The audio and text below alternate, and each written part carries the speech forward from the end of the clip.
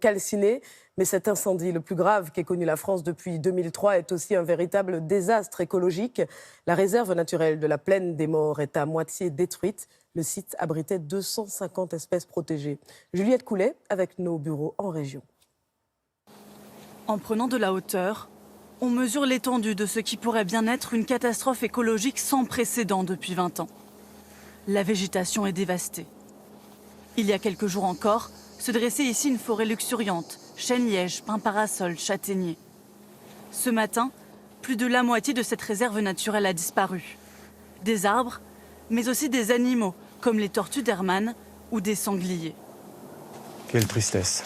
Et pour ces hommes qui surveillent la forêt quotidiennement, c'est l'effarement. Tiens, ça fume là-bas encore. Quand on pense aux animaux, à la faune, la flore, quand on pense aux gens qui vivent de la forêt aussi, quand on pense... c'est ça qui nous fait mal au cœur. Car cet incendie est d'une ampleur tout à fait inhabituelle. Le feu a été d'une telle intensité que la nature mettra des années à s'en remettre. La première végétation qui va arriver, il va falloir 2 à 3 ans pour qu'on ait l'impression de végétation qui a retrouvé en fait une certaine naturalité. Après, il faudra probablement plus de 15 ans, voire même 30 ans pour retrouver ce qu'on avait avant feu. Avec le réchauffement climatique, des feux exceptionnels comme celui-ci pourraient devenir plus fréquents, y compris en France.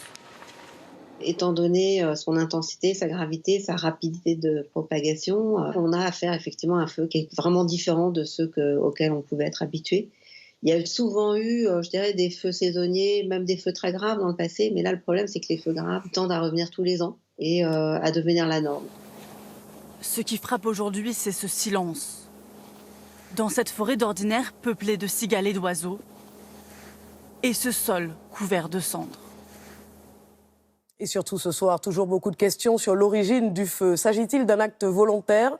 L'hypothèse d'un jet de mégots est prise très au sérieux, mais l'enquête, bien sûr, devra le déterminer. Seule certitude, tout est parti d'une aire de repos à Gonfaron. Point de départ, donc, du travail de la cellule spécialisée dans la recherche des causes et circonstances des incendies.